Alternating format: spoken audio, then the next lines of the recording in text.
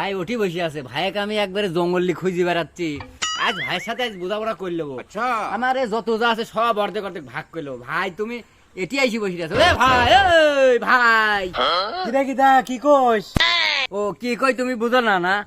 ও মেলা দিন ধরে তোমাকে আমি একটা কথা কবির চাচ্ছি, তে ক করি কথাটা হইতেছে না। শুনো, আচ্ছা তা বাপ তো বাইসি আছে, এই বাপ বাইসি থাকতি আমার এই যত সয় সম্পত্তি আছে এগুলো সব আমি সমান ভাগ করে লিবি চাই। তা তুমি কি করছো তাই কও।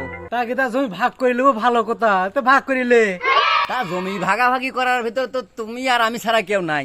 তা তুমি বড় ভাই, তুমি ভাগ করে দাও, কোনে কি দিবে। তা কিটা ওই যে পূর্ব পাড়ার যে 5 বিঘা আছে না, ওই 5 বিঘি তুই লিগা। আচ্ছা। আর পশ্চিম পাড়ার যে 5 বিঘা আছে 5 বিঘা আমি লিবো নি। আর যে গোয়ালে যে হচ্ছে দুটি গরু আছে, বাছুরটা তুই লিবু আর বড়টা আমি লিবো। মা আছে না আর আব্বা আছে না, তুই আব্বাক ভাত তুই দিব, মাক ভাত আমি দিব, তাহলে তো হয়। এগুলোর হিসাবের আর কি আছে? তা ভাগাভাগি তো সব ঠিকই আছে, তো বাড়ির একটা জিনিসের ভাগ যে কম পড়লো ভাই।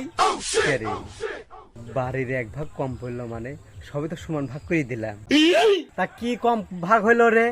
সবই তো সমান সমান ভাগই করলাম। তোর কাছে কি মনে হচ্ছে কোন ভাগ কম হয়েছে বাড়ি? ক।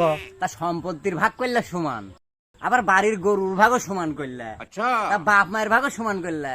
কে ভাই, তে বাড়ির যে ভাবি আছে তার ভাগ কি আমি পাবো না?